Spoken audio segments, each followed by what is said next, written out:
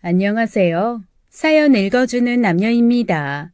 오늘도 와주셔서 감사드리며 그럼 오늘의 사연 바로 소개해드리겠습니다. 최근 남편이 수상한 행동들을 하기 시작했습니다. 저희 부부는 결혼하고 지금까지 언제나 밤 9시쯤이 되면 잠자리에 들곤 했어요. 그런데 어느 날부터인가 남편이 새벽에 저 몰래 잠자리에서 일어나곤 했습니다. 어두운 방 안에서 부스럭거리며 일어나는 남편은 제가 잠이 들었는지 조심스럽게 확인하고는 조용조용 집을 나갔죠. 남편이 나가고 시계를 확인하니 그때가 새벽 2시였어요. 밤잠이 없어져서 운동을 나가기에는 아직 이른 시간이었습니다. 그런데 이런 일이 점점 자주 일어났습니다. 한 번은 잠을 안 자고 기다렸어요. 남편이 나갈 때까지요. 역시나 제가 잠이 들었는지 조심스럽게 확인한 남편은 조용히 도둑 고양이 마냥 집을 나섰습니다. 나가는 길에 신발장에서 무언가를 챙기는 소리가 들렸죠. 남편이 나간 뒤 신발장을 뒤져보니 망치가 없어졌어요. 남편이 이 새벽에 망치를 들고 대체 어디를 가는지 궁금했습니다. 그래서 그 다음 날 작정을 하고 새벽 외출을 하는 남편을 따라가 보았어요. 남편이 슬그머니 일어나 집을 나가고 3분 뒤 저도 벌떡 일어나 집을 나갔습니다. 집을 나서니 남편이 이미 사라지곤 제 시야에 안 보였죠. 서둘러 집 주변을 뛰어다니다가 저 멀리 가로등 밑에서 망치를 들고 가는 남편을 발견했어요. 최대한 발소리를 죽이고 남편을 따라가 보았습니다. 그런데 남편이 제 인기척을 느꼈는지 갑자기 뒤를 돌아보았어요. 나름 급하게 차 뒤로 제 몸을 숨겼지만 제가 남편을 몰래 쫓아가고 있다는 사실을 들켰나 하는 생각에 가슴이 두근거렸습니다. 얼마 뒤 고개만 슬쩍 내밀고 남편 쪽을 바라보니 남편은 다시 제 갈 길을 가고 있었죠. 그리고는 이내 동네 놀이터 의자에 앉아 망치만 만지작거리고 있었습니다. 저도 숨어서 남편을 계속 관찰했어요. 제가 따라 나선 것을 눈치챘는지 그저 그 자리에 가만히 앉아만 있더군요. 동이 틀 때쯤이 되어서야 저는 집으로 돌아왔습니다. 제가 집으로 돌아온 이후 1시간쯤 지났을까 남편이 집으로 돌아왔어요. 아이고, 배고프다. 당신 일찍 일어났네. 밥 좀 줘. 대체 어딜 다녀오는 거예요? 당신 왜 이래? 어딜 다녀오긴. 일 다녀왔지. 나 참 싱거운 사람. 어서 밥이나 줘. 일하고 와서 배고파. 남편의 말에 하늘이 무너지는 것 같았어요.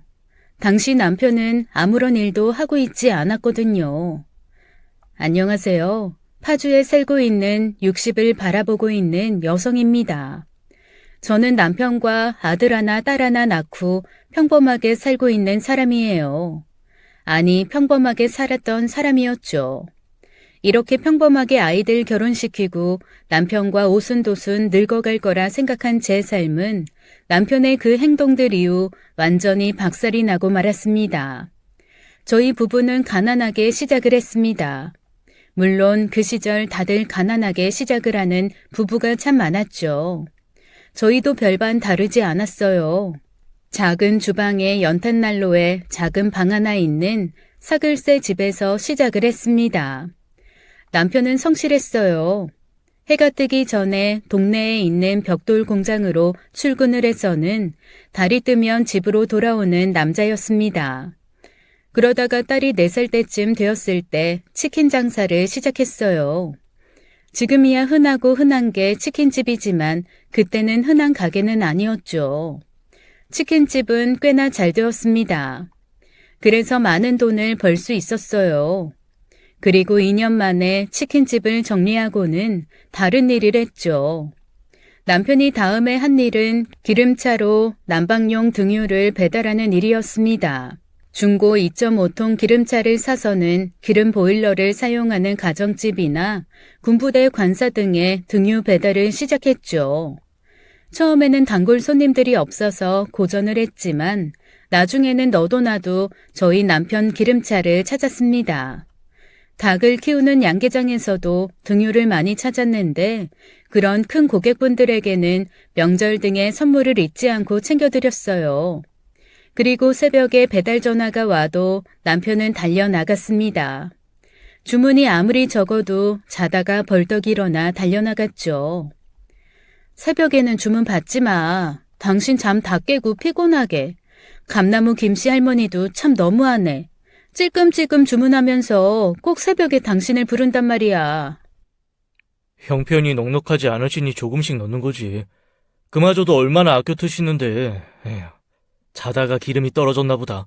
어서 가야지. 얼마나 추우시겠어. 뭐 아무튼 다녀올게. 참, 귤 좀 가져갈게. 할머니 좀 드리게. 이렇게나 열심히 하다 보니 나중에는 부르는 곳이 너무 많아서 하루 종일 배달을 해야만 했죠. 그렇게 모은 돈으로 임대 주유소를 얻어서 운영을 했고 또 돈을 모아 우리 부부 이름으로 주유소까지 가게 되었습니다. 빚없는 우리 집에 다달이 월세가 들어오는 작은 상가 2개에 주유소까지 그리고 무엇보다 사고 한 번 안 치고 잘 커준 아들과 딸이 있으니 이만하면 성공한 인생이라 생각했습니다. 남편이 그 사고를 치기 전까지는 말이죠. 전 살면서 남편에게 불만을 가진 적이 거의 없습니다. 남편이 그만큼 스스로 잘 살았거든요. 하지만 단 한 가지 큰 불만이 있었는데 그건 바로 술이었습니다. 남편은 술을 참 좋아했어요. 일주일에 2-3번은 꼭 술을 마셨는데 그 마시는 양이 어마어마했죠. 소주 반병이면 인사불성이 되는 저와는 달리 남편은 앉은 자리에서 소주 3-4병을 마셔도 얼굴색 하나 바뀌질 않았습니다. 넌 무슨 술을 그리 마셔서 네 매형등에 엎여서 우리 집에 오냐? 나도 몰라. 어제 매형이랑 술 마시다가 죽을 뻔했어. 무슨 소주를 물 마시든 마신다니까. 그런 남편에게 언제나 술 좀 줄이라고 잔소리를 했습니다. 얼마나 잔소리를 했는지 몰라요. 결혼하고부터 매일이 잔소리였으니 36년간 잔소리를 했었네요. 하지만 남편의 대답은 언제나 한결같았어요. 나는 체질적으로 술을 잘 마셔. 당신 말처럼 한 번에 딱 1병씩만 마셔라. 그럼 취하지도 않아. 너무 걱정 마셔. 남편은 그렇게 말하면서 절대 술을 줄이지 않았죠. 하지만 그렇게 술을 퍼마시고도 다음날 새벽이 되면 운동을 간다며 새벽같이 자리에서 일어나니 정말 알코올을 잘 분해하는 특이 체질이라 생각하고 말았습니다. 무엇보다 술 말고는 남편이 즐기는 것 자체가 없었기도 했고요. 그렇게 살다 보니 제 나이도 어느덧 58이 되었습니다. 첫째 딸은 이미 시집을 보냈고 아들 녀석이 장가갈 차례였죠. 그때부터 남편의 수상스러운 행동들이 제 눈에 들어오기 시작했습니다. 시작은 어느 저녁 식사 시간이었어요. 평소 남편은 주유소에 직원을 남겨두고 저녁 시간쯤 되면 칼같이 집으로 귀가를 합니다. 온 가족이 꼭 함께 저녁 식사를 하는 것이 저희 집의 유일한 규칙이었거든요. 그런데 그날따라 남편이 귀가를 안 하더라고요. 그래서 당시 사위와 함께 집에 놀러와 있던 딸에게 전화를 해보라고 했죠. 다른 날도 아니고 사위와 딸이 온다기에 전날부터 들떠 있었거든요. 남편은 평소보다 더 일찍 귀가를 해서 사위하고 술을 마신다며 벼르고 있었습니다. 엄마, 아빠 전화 안 받는데? 그래? 이상하네. 그럼 그냥 둬. 일 때문에 바쁘신가 보다. 하지만 남편은 저녁 시간이 한참 지나도 연락이 없었습니다. 주유소에 전화를 걸어 밤타임 근무자에게 확인을 했지만 남편은 이미 퇴근을 했다고 하더군요. 그래서 주유소 옆에 있는 사무실에 들려 남편이 면세 관련 서류 작업을 하느라 늦는 줄 알았습니다. 가끔 그럴 때가 있었거든요. 그래서 가벼운 도시락을 싸서 사무실을 찾아갔습니다. 그런데 사무실은 불이 꺼져 있었고 남편은 자리에 없었죠. 주유소에 찾아갔지만 직원 말처럼 남편은 없었어요. 그리고 집으로 돌아와 늦은 밤까지 기다렸지만 남편은 집으로 돌아오지도 전화를 받지도 않았습니다. 남편을 기다리다가 깜빡 잠이 들었죠. 문을 여는 소리에 잠에서 깼습니다. 그때가 새벽 6시였어요. 뭐야, 전화도 안 받고 어디서 뭐 한 거야? 걱정했잖아. 아이, 뭘 하긴. 일하다가 들어왔지. 내가 애들도 아니고 걱정은 무슨. 어디서 일을 했다는 말이야? 나 어제 주유소에도 갔었고 당신 사무실에도 갔었어. 그런데 당신 없던데? 아유, 사실 일 끝나고 딱 맥주 한잔 하려고 돌담집에 들렸는데, 아이, 분명 술을 조금 마셨는데, 그 뒤로 기억이 잘 안 나네. 일어나 보니까 새벽이었는데, 아이, 또 그땐 내가 사무실에 있었어. 돌담집은 저희 주유소 앞쪽 상가 밀집 지역에 있는 남편 단골 술집이었어요. 당신 알코올 중독이야? 해도 너무하네. 작작 좀 마셔. 어제 유미랑 김서방도 온다고 일찍 들어오라고 했는데 돌담집에서 왜 술을 마시긴. 미안해. 아, 일이 일찍 끝나서 딱 한 잔 마신다는 게, 아이, 그런데 참 이상하네. 아이, 어떻게 맥주 한 잔에 필름이 끊어지지? 당신도 이제 내일 모레면 예순이야. 몸 생각도 해. 젊은 시절 생각하면 안 돼. 그저 한순간의 실수라 생각했습니다. 술도 많이 마셨으면서 제게 혼날까봐 맥주 한 잔이라고 둘러대는 줄 알았죠. 그런데 그런 일이 일주일 만에 또 일어나고 말았어요. 그날도 퇴근 시간이 한참이 지나도 남편은 귀가를 안 하고 있었죠. 아직 결혼 전이라 저희 집에서 함께 살고 있던 아들도 퇴근을 하고 집에 왔길래 저녁 식사를 차려주며 남편에게 전화를 했습니다. 하지만 남편은 전화를 받지 않았죠. 이 인간이 정말? 엄마, 어디가? 밥 먹고 있어. 알코올 중독 네 아빠 잡으러 다녀올게. 그렇게 말하고는 서둘러 주유소 앞에 돌담집으로 향했습니다. 그곳에서 또 혼자 술을 마시고 있을 거라 생각해서였죠. 그곳 외에 남편이 달리 갈 곳은 없었어요. 아니, 갈 곳이 없을 것이라 제가 믿은 거였죠. 하지만 돌담집에는 남편이 없었습니다. 박 사장님? 어째 초저녁부터 와서는 파전에 막걸리 마시고는 급하게 어디를 가던데? 오긴 왔었네요. 남편이 많이 취했던가요? 박 사장 주량 몰라서 그래. 막걸리 한 통에 취할 사람인가? 급하게 한 통 마시더니 계산하고 가더라고. 아유, 그런데 내가 이런 말을 해도 되나 몰라. 괜히 오해해서 부부싸움 나게. 무슨 말이요? 해보세요. 싸움 날 만한 일이면 제가 알아야죠. 돌담집 이모님의 말은 이랬어요. 술집에 들어온 남편은 파전과 막걸리 한 통을 주문했다고 했습니다. 이모님이 파전보다 막걸리를 먼저 내주니 남편은 5분 만에 막걸리를 급하게 마셨대요. 그리고는 메인 안주인 파전이 나오기도 전에 자리에서 일어났다고 했습니다. 안주가 안 나왔기에 이모님이 막걸리 값만 받으려고 했는데 남편이 이상한 말들을 중얼거리며 현금으로 파전값까지 지불하고는 가게를 나갔다는 말이었어요. 무슨 파전에는 고등어를 넣어달라고 하면서 이상한 말을 하더라고. 내가 파전집 30년째 하고 있는데 파전에 고등어를 왜 넣니? 그래서 이 양반이 왜 이러나 하고 가게 나가는 모습을 보는데 웬 아가씨들이 박 사장을 마중 나와 있더라고. 아가씨들이요? 그래, 아가씨들. 왜 노래방 도우미나 주점에서 일하는 아가씨들처럼 보였어. 야한 홀복에 화장 짙은. 어처구니가 없었습니다. 한 번도 여자 나오는 술집에 간 적이 없는 남편이었는데 늙음하게 웬 추태인가 싶었죠. 바로 주변을 돌아다니며 남편을 찾고 싶었지만 유흥업소 밀집 지역인 그곳에는 수많은 노래방과 술집이 있어 찾기란 불가능해 보였습니다.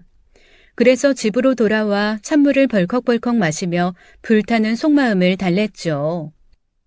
엄마, 아빠는? 아이, 갑자기 왜 그렇게 찬물을 마셔요? 아들의 질문에 뭐라 답을 해야 할지 순간 안 떠올랐어요. 네 아빠 여자 나오는 술집에 가서 술 마시고 있다라고 말을 할 수가 없었죠. 조만간 결혼을 한다며 여자친구까지 소개해준 아들이었습니다. 아들은 자라면서 사고 한 번 안 치고 은행원이 된 제 인생 최고의 자랑거리였어요. 그런 아들은 언제나 아빠를 자신의 영웅이라고 했었습니다. 남편을 위해서가 아니라 아들을 위해서 대답했죠. 아빠, 일하고 있으시지. 이제 건강 챙기면서 하시라고 해요. 돈 벌 만큼 버셨잖아. 남편은 역시나 그날 집에 들어오지 않았습니다. 다음 날 동이 틀 때쯤이 되어서야 집으로 들어왔죠. 침대에 누워서 한숨도 못 잔 저는 남편의 귀가에도 쳐다보지도 않았습니다. 남편은 집에 들어와서는 뭐가 그리도 기분이 좋은지 흥얼거리며 화장실에 들어가 샤워를 하기 시작했죠. 그 사이 자리에서 일어나 남편 핸드폰을 뒤져보기 시작했어요. 남편 체크카드로 결제한 내역들이 문자로 오기에 그걸 보았죠. 땡땡 주점에서 한 번에 100여만 원씩 결제한 내역들이 있었습니다. 그것도 한두 번이 아니었어요. 다 합치면 이미 그 술집에서만 1,000만 원 가까운 돈을 쓴 거였죠. 남편 핸드폰 잠금 패턴도 제가 알고 있었는데 남편은 그 문자를 지울 생각도 안 했더라고요. 그 당당함과 뻔뻔함에 치를 떨었습니다. 이 어처구니 없는 상황을 마주하고 있자니 이 남자가 내가 그동안 알고 있던 남편이 맞나 싶었습니다. 씻고 나온 남편에게 문자를 보여주며 따져 묻고 싶었지만 분명 이런저런 핑계를 대며 오리발을 내밀게 뻔했어요. 현장을 급습해서 빼도 박도 못할 증거를 마련하기로 하고 그날은 모른 척 지나갔어요. 이 인간이 이렇게나 술집 여자에게 빠져 있다면 조만간 또 그 술집을 찾을 거라 생각해서였죠. 역시나 오래 기다릴 필요도 없었어요. 남편은 바로 그날 그 술집을 또 찾았거든요. 퇴근 시간쯤이 되어서 남편에게 전화를 걸어보니 역시나 받지 않았습니다. 혹시나 했지만 역시나였죠. 서둘러 집을 나서서 주유소로 달려갔어요. 남편이 평소보다 1시간 일찍 가게에서 나오더군요. 조용히 남편 뒤를 따라가 보았죠. 그런데 곧장 땡땡 주점으로 갈 거라 생각한 남편은 그러질 않았습니다. 편의점에 들어가더니 잠시 후 소주를 2병을 사들고 나왔어요. 그러더니 편의점 앞 파라솔 의자에 앉아 소주를 병째 마시기 시작했습니다. 잠깐 사이에 소주 한 병을 다 마시더니 이어서 다른 병도 따더군요. 그때 길 모퉁이에서 돌담집 이모가 말한 그 홀복을 입은 여자들이 나타났습니다. 남편에게 다가가 뭐라 말을 하더니 남편을 데리고 갔어요. 땡땡 주점으로 가는 것이 분명했고 그 여자들은 그 술집에서 일하는 아가씨들이 확실했습니다. 남편이 그 아가씨들과 자리를 뜬 이후 저는 한동안 자리에서 일어서질 못했어요. 현장을 잡겠다는 마음으로 나왔지만 막상 현장을 덮칠 생각을 하니 그로 인해 파탄날 남편과 저의 관계가 두려웠습니다. 저도 모르게 눈물이 나더군요.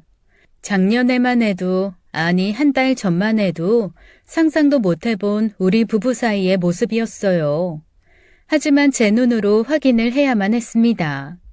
내 남편이 어디까지 망가져 있는지를요. 저는 남편이 두고 간 마시다만 2번째 소주병을 들고 단숨에 벌컥벌컥 삼키고는 남편이 술집 아가씨들과 향한 유흥가 쪽으로 향했습니다. 남편이 들어갔다 생각한 땡땡 주점을 찾는 건 어렵지 않았어요. 제가 그곳에 들어가자 술집 복도에서 어떤 여자가 저를 막아섰습니다. 남편 찾으려고 왔어요. 소란 안 피우고 남편 놈만 데리고 나갈게요. 하지만 그 여자는 여기서 이러면 안 된다고 하고는 제 앞길을 막았어요. 저는 그러거나 말거나 저를 붙잡는 그 여자를 뿌리치고는 남편을 찾았죠. 술집 안에는 복도가 길게 나 있었고 양옆에 많은 룸이 있었습니다. 문을 하나하나 열어보며 남편을 찾았죠. 박문수, 야, 박문수! 하지만 문을 열 때마다 남편은 없었어요. 대신 남편 나이대에 남자들이 저마다 젊은 여자를 끼고 술을 마시고 있었죠. 저 남자들 마누라도 나처럼 이렇게 당하고 살겠구나 싶었습니다. 그저 멍청하게 집에서 앉아 내 남편은 오늘도 야근하는구나 라는 생각을 하면서요.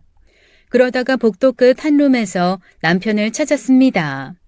그 룸을 열려고 할 때 술집 여자가 앙칼지게 저를 막았었지만 저는 여자를 발로 차버리고 문을 열었죠. 그곳에서 남편은 제 딸보다 어려 보이는 여자들을 2명이나 끼고 양주를 마시고 있었어요. 바지도 벗고 팬티 차림으로요. 박문수, 네가 제대로 미쳤구나. 미쳤어, 이 개시키야. 네가 나한테 어쩜 이럴 수가 있어? 각오를 하고 찾아왔지만 남편의 실체를 보는 순간 저는 소리를 지르고 말았습니다. 내 인생 58년이 모두 무너져 내리는 느낌이었어요. 남편에게 달려가 남편을 내리치며 오열을 했죠. 그런데 남편의 반응이 더 기가 막혔어요. 아니, 누구? 누구? 지금 그걸 변명이라고 하고 있냐? 연기를 하려거든 더 그럴듯하게 하라고. 하지만 남편은 계속 저를 모르는 사람 취급을 했습니다. 황당하고 어이가 없었지만 계속 남편에게 따지고 있을 수가 없었어요. 아줌마, 이 아저씨 마누라 아니었어? 참나 어이가 없네. 아줌마 정신병 있어? 왜 갑자기 멀쩡한 우리 VIP 손님한테 달려들어서 남편이네 뭐네 하면서 술자리를 망쳐? 얘 김구나, 안 되겠다. 이 아줌마 가게에서 치워라. 그 말과 함께 술집에서 일하는 것으로 보이는 덩치가 산만한 남자 2명이 저를 잡아 끌어서는 술집 밖으로 던져버렸죠. 제가 무어라 항의를 했지만 영업방해죄로 경찰을 부른다고 소리를 지르더군요. 할 수 없이 집으로 돌아와 남편이 오기를 기다렸습니다. 늦은 밤까지 남편을 기다리는데 역시 집으로 오지 않았어요. 이제는 남편이 집으로 돌아오지 않을 수도 있겠다는 생각이 들었습니다. 현장을 들켰으니 이대로 집을 나가 이혼 서류만 보낼 수도 있을 테니까요. 이혼을 한다면 어떻게 해야 할지, 아들 결혼은 어떻게 진행을 해야 할지 많은 생각을 했죠. 남편은 다음날 새벽이 되어서야 간신히 집으로 돌아왔습니다. 그런데 남편의 행동이 저를 비참하게 하더군요. 저는 남편 얼굴을 다시 보았을 때 어떤 표정을 지을지 어떤 말을 할지 고민을 했는데 남편의 행동은 어처구니가 없었어요. 아이고, 배고프다. 여보, 밥 좀 줘. 밤새도록 일했더니 배고파 죽겠다. 미친 거니? 아니면 미친 척 하는 거야? 그것도 아니면 나 미치라고 이러는 거야? 아이, 무섭게 왜 그래? 우리 마누라 왜? 무슨 일 있었어? 아이, 누가 화나게 한 거야? 뻔뻔해도 정말 적당히 뻔뻔해야지. 야, 이 쓰레기 같은 놈아. 그렇게 밤새도록 술집에서 지 딸보다 어린 여자애들 끼고 놀았으면서 이제는 없던 일처럼 모른 척 하시겠다? 네가 사람이냐? 하지만 제 말에 남편은 정말 아무것도 모르겠다는 표정으로 저를 바라보았습니다. 자신은 그런 적이 없다고 딱 잡아 떼기 시작했죠. 속으로 뭐 이런 놈이 다 있나 싶었어요. 그래서 어젯밤 남편과 그 술집 아가씨들이 질펀하게 놀고 있던 장면을 찍은 사진을 보여주었습니다. 룸을 박차고 들어갈 때 급하게 찍은 사진들이었어요. 그리고 남편 핸드폰을 뺏어서는 땡땡 주점에서 결제한 수백만 원의 내역들도 보여주었습니다. 자, 눈이 있으면 똑바로 봐. 어제 일은 뻔뻔하게 모른다고 발뺌하는 것 같은데 이래도 우길래? 응? 이게 나라고? 정말 나 이런 적 없어. 맹세한다고. 이 결제 내역들은 뭐야? 나 이런 비싼 술 안 마시는 거 알잖아. 여보, 혹시 나 쌍둥이야? 쌍둥이? 쌍둥이는 얼어 죽을. 지랄을 해요. 터진 입이라고 아무 말이나 내뱉는다고 일이 없던 일이 되냐? 여보, 아니, 나 정말 아무것도 기억이 안 나. 정말이라고. 남편은 계속 기억이 안 난다고 했습니다. 그리고 그 자리에 주저앉아 이상한 말들을 하기 시작했죠. 남편이 최근 들어 술을 더욱 자주 마시는 것 같아서 남편의 건강이 걱정된 저는 남편에게 술을 마시지 말라는 금주령을 내렸어요. 혹 마시고 싶다면 제가 보는 앞에서 적당히 마시라고 했죠. 일주일에 한 번 정도요. 당신 술을 너무 많이 마셔. 내가 얼마 전에 아침 TV에서 봤는데 일주일에 한 번 폭음을 하는 것보다 매일 한두 잔씩 자주 마시는 술이 건강에 훨씬 더 나쁘대. 그러니까 당신도 매일 마시는 술 그만 마시고 한 달에 한두 번만 마셔. 알았지? 이거 부탁하는 거 아니야. 아유, 어떻게 한 달에 한두 번을 마셔? 응? 아유, 알았어. 내가 술 좀 줄일게. 됐지?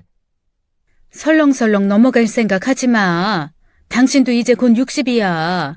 그러다가 어느 날 갑자기 길거리에서 죽는다니까. 이젠 무조건 술은 내가 보는 앞에서 한 달에 딱 2번만 마시는 거야. 못 지키겠으면 나도 당신 마시는 것처럼 똑같이 마실 거야. 나도 먹고 죽지 뭐. 결국 반쯤 협박하는 제 말에 못 이겨 남편은 술을 줄였습니다. 제 말대로 한 달에 2번 딱 제가 보는 앞에서만 술을 마셨죠. 그것도 한 번 마실 때 소주 2병 이상은 못 마시게 했어요.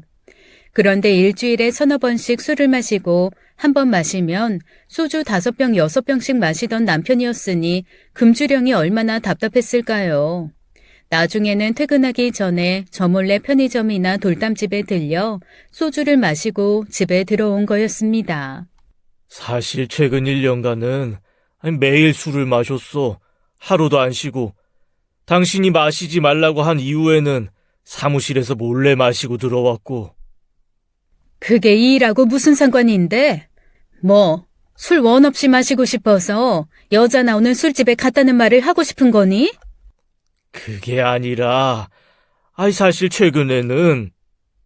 이어서 남편이 제게 한 말은 너무나 충격적인 것이었습니다. 일찍 퇴근을 하고 저 몰래 급히 술을 마시고 나면 필름이 끊어지는 것처럼 다음 날까지 기억이 하나도 나지 않는다는 말이었어요. 그래서 술을 안 먹으려고 노력도 해보았지만 결국 참지 못하고 술을 계속 찾게 되었다고 했습니다. 변명도 참 창의적으로 한다. 그래서 술 먹어서 기억이 안 나서 여자 나오는 술집에 가셨다고? 참 편리하신 변명이시네요. 물론 처음에는 남편의 말을 믿지 않았습니다. 남편은 술을 아무리 마셔도 흐트러지지 않던 사람이었어요. 술을 많이 마시니 건강검진을 받아도 그 부분에 대해 우려를 했지만 언제나 결과는 늘 정상 그 이상이었습니다. 그런데 갑자기 소주 한 병에 필름이 끊어졌다? 말도 안 되는 변명이었죠. 당신 말이 사실이라면 당장 병원 가봐. 병원 달려가서 검사해보자고. 당신한테 병이 있는 거라면, 정말 그런 거라면 당신 행동 내가 이해해보려고 노력할게. 하지만 당신이 정상이라면 우리 이혼하는 거야. 알았어? 우리 사이 끝이라고. 그 말을 하고 남편과 곧장 병원으로 향했습니다. 병원에서 남편의 상태를 말하고는 MRI 촬영을 진행했죠. 기다리는 동안 남편은 몰래 술을 마셔서 미안하다고 제게 연신 말했어요. 하지만 저는 대답도 하지 않았습니다. 그리고 마침내 결과가 나왔어요.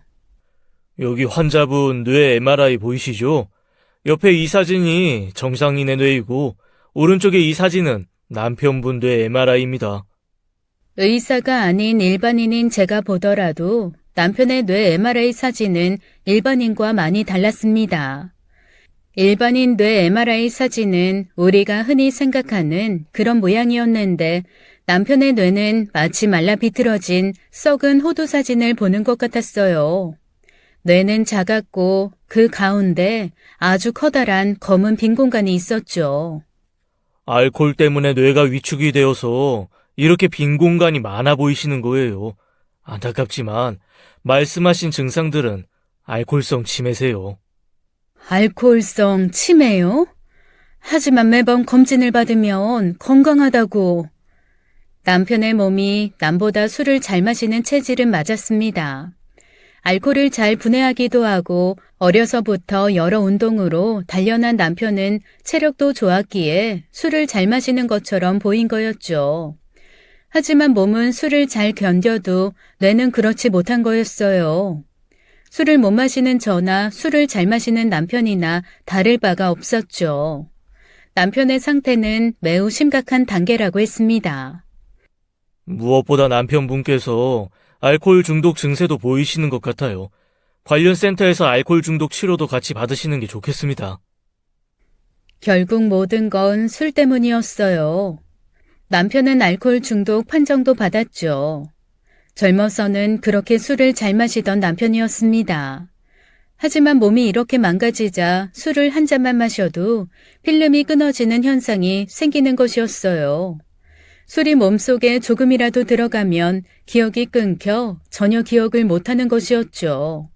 문제는 술을 마시지 않는 평상시에도 그 현상이 자주 일어나는 것이었습니다. 중간중간 전원이 나간 사람처럼 모든 것이 암흑으로 변한다고 했어요. 결국 집으로 돌아온 저는 남편에게 폭발하고 말았습니다. 차라리 바람을 피워. 그럼 이혼하면 그만이잖아. 술 먹고 치매 걸린 게 말이나 되는 이야기야? 인간아, 술을 얼마나 먹으면 치매에 걸려. 그러니까 내가 그렇게 먹지 말라고 말했잖아. 그런데 이제는 몰래 숨어서 술을 먹어? 알코올 중독? 세상에, 당신 이제 58이야. 앞으로 어떻게 살아가려고 그래? 나한테 치매 걸린 당신 뒤치다꺼리 하라 이거야? 나 그렇게 못하니까 이제 당장 술 끊고 내일부터 알코올 중독 치료센터에 등록해. 미안해. 정말 미안해. 만약 내 치매가 심해지면 그냥 저 외딴 곳 요양병원에 보내고 당신은 찾아오지 않아도 돼.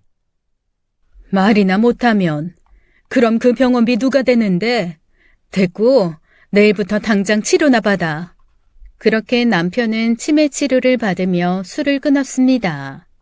처음에는 무척이나 힘들어했어요. 남편이 제게 거짓말까지 해가며 몰래 술을 마시는 이유를 알았죠. 술에 대한 욕구가 굉장했습니다. 알코올성 치매 진단을 받고도 술을 찾았고 술을 못 마시면 정상 생활이 어려울 정도로 몸을 떨며 괴로워했어요. 하지만 어쩌겠어요. 이제 한 잔이라도 더 술을 마시면 뇌가 죽어버릴 판인데 끊어야죠.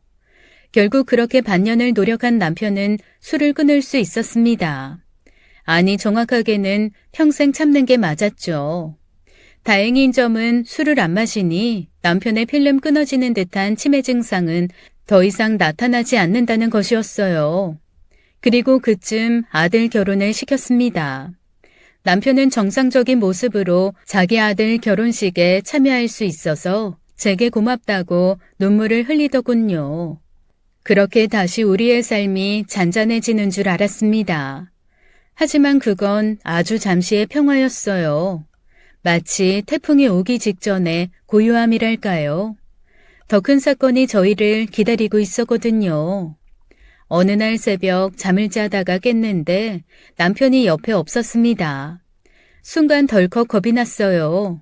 이 사람이 그동안 잘 참아오다가 다시 술을 마시기 위해 저 몰래 나갔나 해서요.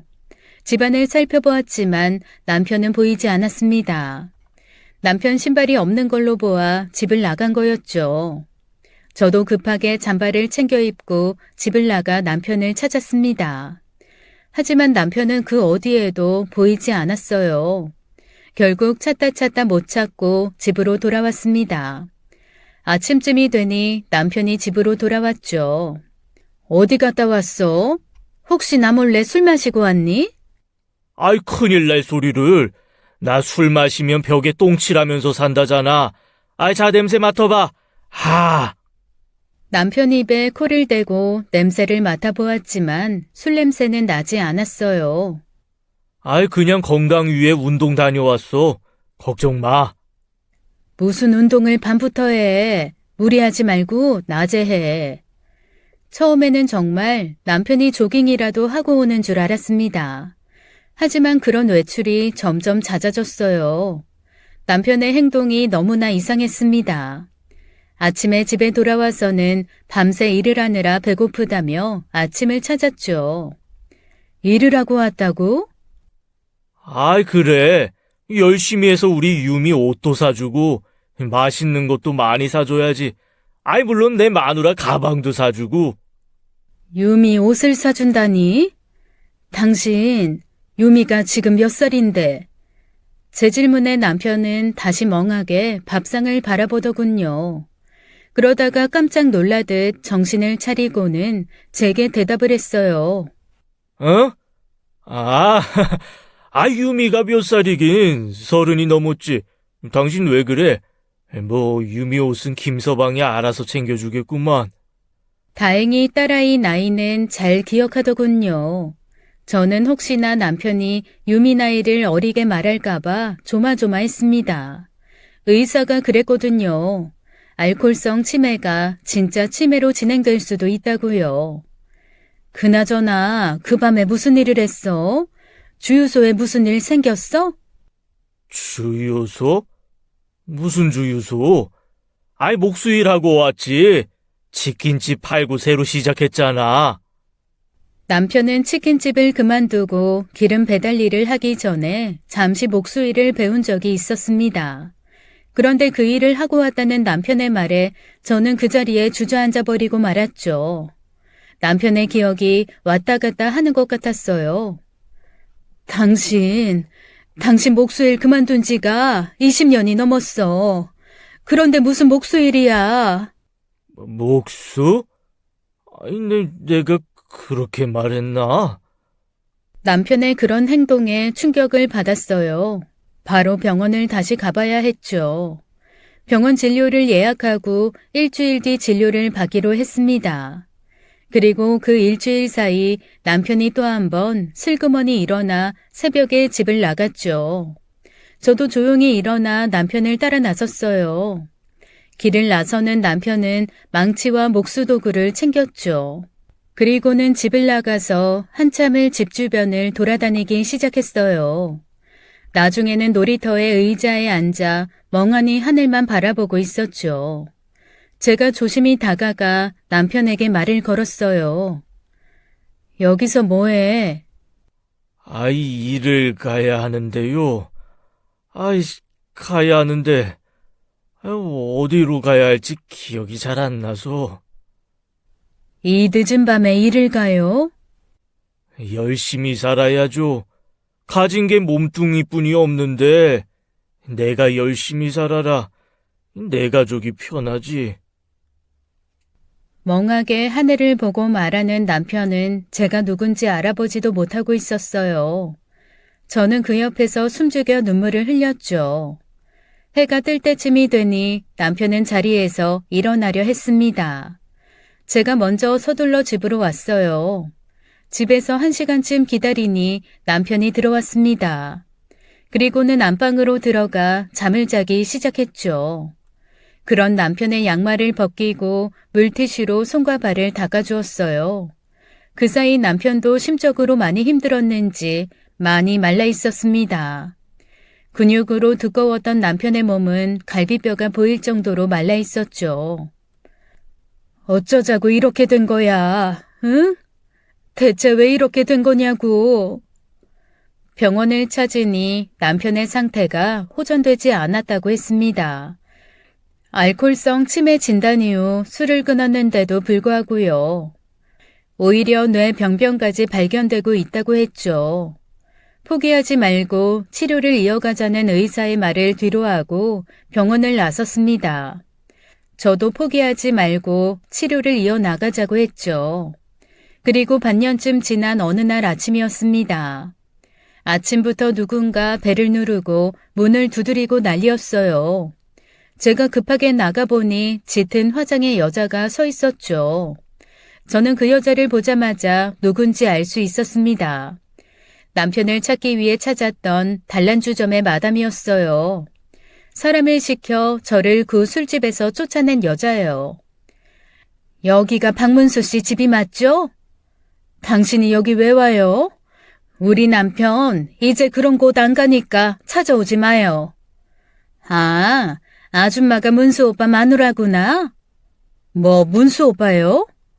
요즘 갑자기 문수 오빠가 우리 가게도 안 찾아오고 연락도 잘 안 되니 어쩌겠어. 내가 찾아와야지. 오빠, 오빠, 집에 있어? 이 여자가 미쳤나? 어딜 막 들어와요? 그 여자는 제 남편에게 오빠 오빠 거리며 문을 막아 서는데도 막무가내로 저를 밀고 집으로 들어왔어요. 제가 나가라고 해도 소용이 없었죠. 그 소란에 안방에 있던 남편이 방에서 나왔습니다. 오빠, 집에 있었네. 나야 영애. 요즘 왜 이렇게 우리 가게에 안 와? 내가 얼마나 오빠를 기다렸는데. 썩 나가요. 저 경찰에 신고합니다. 우리 남편 아파요. 치매라고요. 그래서 그 술집에 간 거라고요. 이제 다시 찾아갈 일 없으니까 나가라고요. 그러자 그 여자는 그 자리에서 방방 뛰며 난동을 부리기 시작했죠. 이혼하고 나랑 살겠다며. 오빠 지금 나 가지고 논 거야? 내가 술집 여자라고 순정이 없다고 생각해? 그러더니 품에서 핸드폰을 꺼내 사진들을 보여주었어요. 그 여자와 남편이 발가벗고 한 침대에 누워있는 사진들이었습니다. 자, 봐. 우리가 이렇게 깊은 사이인데 이제 와서 모른 척 하겠다고? 오빠가 치매면 내가 오빠 데리고 살면서 보살펴 줄게, 응? 저 여자는 오빠 요양원에 집어넣고 오빠 재산만 빼돌릴걸? 저 그런 말 한 적 없습니다. 기억이 안 나는데. 저는 마담이 보여준 사진을 보자 이성을 잃고 마담의 머리채를 잡아 집 밖으로 끌어냈어요. 그리고 내동댕이 치다시피 마담을 집에서 쫓아냈죠. 나가. 한 번만 더 내 집에 찾아오면 그땐 머리털 뽑는 걸로 안 끝나. 알아? 마담을 집에서 쫓아내버리고 남편을 향해 분노를 했습니다. 대체 어디까지야? 어디까지 하는 거냐고? 가지가지 한다. 저 여자랑 저렇게 뒹굴고 놀았어? 나랑 이혼하겠다고? 기억 안 난다고 하면서 매일 밤 저렇게 놀았니? 아니, 기억이 안 나는 게 맞긴 해. 미안해. 내가 당신한테 할 말이 없네. 기억이 나고 안 나고가 중요한 게 아니라 저런 사진까지 있는 걸 보면 내가 부정을 저지른 건 맞는 거겠지. 미안해. 고개를 숙여 저렇게 말하는 남편을 한없이 두들겨 팼어요. 아무리 등을 때리고 해도 분이 풀리지 않았죠. 그래, 잘 됐네. 나 치매 걸린 당신 보기도 싫고 돌보는 건 더 싫어. 저 여자가 당신 돌봐준다고 했으니까 나랑 이혼하고 저 여자한테 가. 당신이 원하는 거잖아. 남편은 제 말에 한참을 대답을 못하더니 나중에 알겠다고 했습니다. 저 힘들게 하지 않을 테니 요양원에 들어가겠다고 했어요. 당시 속이 상할 대로 상한 저는 그러라고 말해버렸죠. 이후 아이들에게 남편의 치매 사실을 말했습니다. 아이들도 모두 충격에 빠졌어요. 그래서 네 아빠 요양원에 들어갈 거다. 아빠랑 합의한 거니까 너희들은 그렇게 알면 돼. 아이들에게 남편 요양원을 알아보라고 시켰어요. 하지만 아이들은 남편 상태가 심각한 상태가 아니니 집에 있는 게 어떻겠냐고 했죠. 저는 이제 제가 남편을 돌보기 싫다고 했습니다. 마담 이야기를 하지는 않고요. 그런 제 행동에 의아해하던 자식들은 마지못해 알겠다고 하며 그렇다면 자신들이 아빠를 모신다고 했습니다. 하지만 남편이 반대를 했어요. 그냥 편하게 요양원 알아봐 달라고요. 그렇게 남편은 요양원에 들어가게 되었죠. 남편이 요양원으로 떠난 첫날부터 텅 빈 남편의 자리를 보며 눈물을 흘렸습니다. 그렇게 술을 적당히 마시라고 해도 말을 안 듣던 남편이 떠올라 속이 상했고 마담과 알몸으로 누워있던 그 사진이 떠오를 땐 분노가 끓어올랐죠. 남편이 갑자기 요양원에 들어가자 제 남동생과 여동생이 찾아왔습니다. 남편을 아버지처럼 믿고 따르던 남동생은 충격을 받은 듯 했어요. 그래서 남편의 치매 이야기를 말해주었죠. 그러자 저를 비난하는 남동생이었습니다. 제 남편이 가족을 위해 얼마나 헌신을 했는데 치매 판정을 받자마자 요양원에 버리냐고요. 그래서 네가 뭘 하냐고 말다툼을 하다가 저도 모르게 술집 마담 이야기까지 했죠. 매형이 그럴 사람이 아니라는 거 누나가 가장 잘 알잖아. 그리고 그때 치매 상태셨다며. 내가 좀 자세하게 알아볼게. 그렇게 말한 남동생은 남편의 단골 술집 돌담집을 비롯해서 이곳저곳을 다니며 남편의 이야기를 듣고 모으기 시작했습니다. 저는 그러거나 말거나 했어요. 그리고 한 달 만에 남동생이 다시 집으로 찾아왔죠. 내가 알아보니까 매형이 크게 당하신 것 같아. 매형이 일이 끝나면 돌담집이나 편의점에서 술을 마신 것 같아. 그런데 매형이 술을 마시면 기억을 잃고 정신이 나가니 그걸 그 술집 여자들이 이용한 것 같아. 그때가 되면 귀신같이 나타나서는 매형을 자기들 술집에 데리고 가서는 수백만 원씩 덤탱이를 씌운 거지. 아마 마담이랑 그런 사진을 찍은 것도 마담이 매형 뜯어먹으려고 공사 친 것 같아. 남동생이 하는 말 저도 다 알고 있는 사실이었습니다. 남들 입을 통해 알아보지 않아도 제가 제 남편을 모를까요? 3살 때부터 함께한 사이인데요. 다만 이런 일이 일어난 현실이 비참하고 슬플 뿐이었죠. 변함없는 제 태도에 남동생은 답답해하더니 결국 집으로 돌아갔어요. 그렇게 2달쯤 흐르고 남편이 있는 요양원에서 연락이 왔습니다. 남편이 사라졌다는 이야기였어요. 어떤 여자가 찾아왔어요. 박문수 씨 동생분이라고 했는데 그분이랑 잠시 산책을 나간다고 하시고는 돌아오지 않으세요. 그 말에 그 여자가 누군지 단박에 알 수 있었죠. 술집 마담이 분명했어요. 늦은 밤에 온 연락이기에 다음날 아침 일찍 요양원에 가보기로 아이들과 이야기를 했습니다. 밤새도록 한잠도 자지 못했어요. 남편과 결혼하고 지금까지의 삶이 하나하나 떠올랐죠. 제게는 남동생 1명과 여동생이 1명 있어요. 저희가 결혼했을 당시 남동생도 막 결혼을 하고 아이를 낳았는데 저희 부부처럼 가난하게 시작한 신혼부부였죠. 저희가 치킨집을 열 때 남동생도 함께 했습니다. 투자금을 낸 것은 아니고 그저 저희 가게에서 함께 일하고 싶다고 했어요. 그렇게 남동생 부부와 치킨 가게를 함께 했는데 가게가 대박이 났어요. 남편이 그랬거든요. 먹는 장사는 2가지만 지키면 절대 망하지 않는다고요. 바로 맛과 양이요. 남편의 생각이 맞았는지 가게는 대박이 났고 저희는 이래도 되나 싶을 정도로 현금을 매일매일 벌었습니다. 당시 치킨집에서 버는 수익은 남동생네와 저희 집이 정확히 반반씩 가져가고 있었어요. 저는 가게 여는데 돈을 보탠 것도 아닌데 굳이 남동생과 반반할 필요 없다고 했지만 남편이 그렇게 하자고 했거든요. 그런데 그때 남동생이 돈 욕심을 내기 시작했습니다. 당시 갓 태어난 조카가 아프다, 집 보증금이 필요하다, 올케가 아픈데 병원비가 필요하다 등등 매번 이런저런 핑계를 대며 매일 정산하는 수익에서 자신의 몫으로 추가 돈을 요구했죠. 이래서 가족이라도 동업을 하면 안 된다는 말이 나오는구나 싶었어요. 제 동생이지만 너무하다는 생각이 들어서 제가 한 소리 하려고 했는데 그때 남편이 말렸습니다. 가족끼리 이런 걸로 의상하는 거 아니야. 내가 처남하고 이야기해보니까 처남댁 친정에 돈이 많이 필요한 것 같더라고. 사돈 어른께서 암이라고 하시는 것 같은데 돈은 필요하고 돈 나올 구석은 치킨집뿐이 없으니 처남도 얼마나 답답했겠어. 남도 아니고 한 가족이잖아. 우리가 양보하자. 그렇게 말하더니 남편이 치킨집을 그냥 남동생한테 주자고 했어요. 계속 이런 일로 스트레스 받지 말라면서요. 아쉬웠지만 그렇게 저희는 2년간 번 돈만 가지고 치킨 가게는 남동생에게 넘겨주었습니다.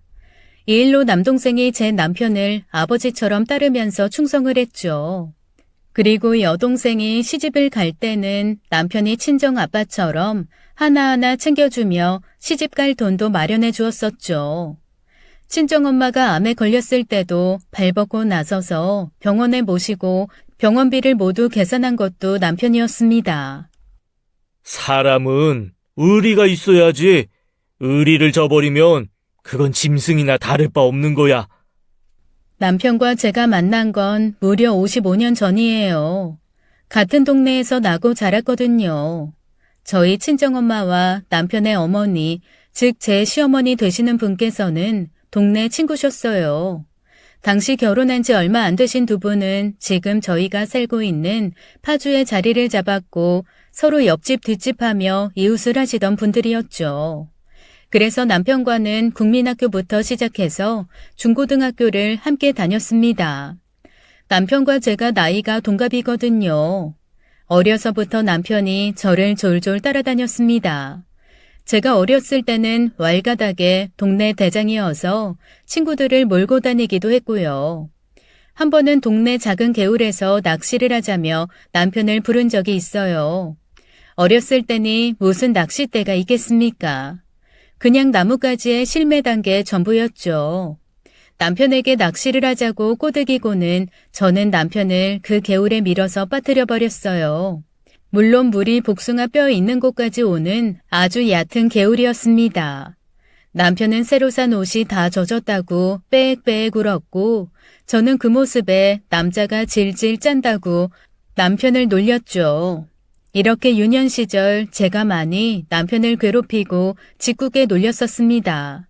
그래도 남편은 꿋꿋하게 저를 따라다녔었죠. 그러다가 중고등학생 때쯤 되니 남편이 저를 지켜주는 모양으로 따라다녔어요.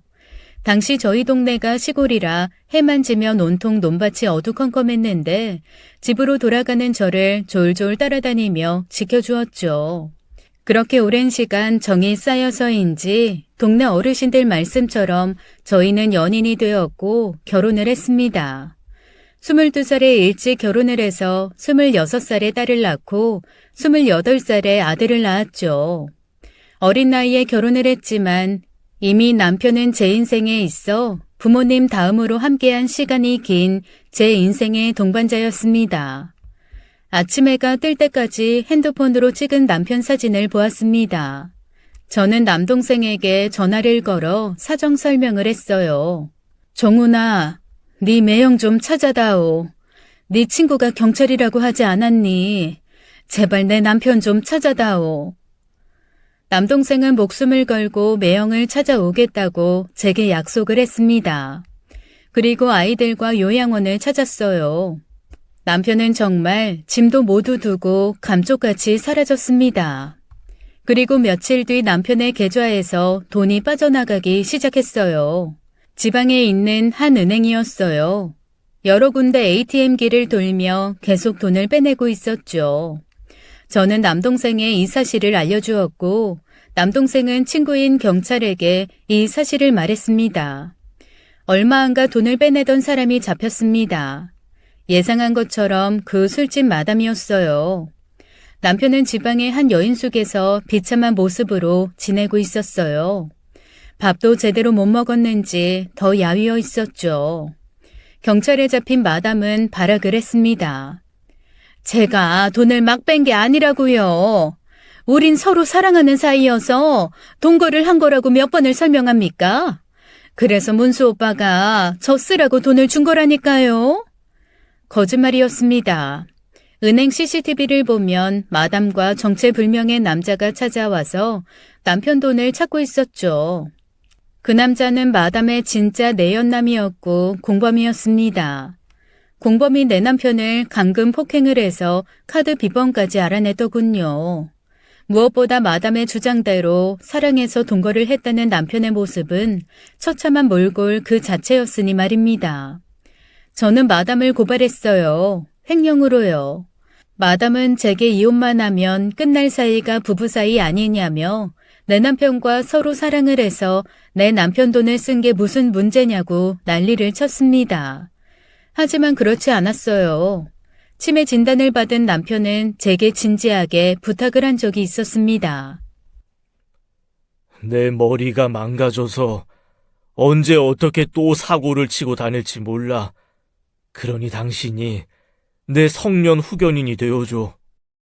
치매나 그 외 질병 등으로 정신적 제약을 가지게 된 사람이 그 사람을 대신할 법정 대리인 역할을 해주는 게 성년 후견인이었어요. 그 당시 저는 남편의 부탁으로 남편의 성년 후견인이 되어주었습니다. 한마디로 제 허락 없이는 남편의 재산을 한 푼도 처분할 수도 사용할 수도 없는 거였습니다.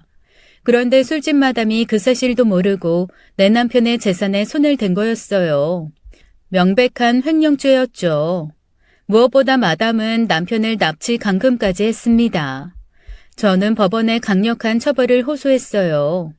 치매 걸린 남편을 자신의 술집으로 끌어들여 돈을 뜯어낸 일부터 시작해서 돈을 뜯어낼 목적으로 남편을 발가벗겨 찍은 사진들까지도요.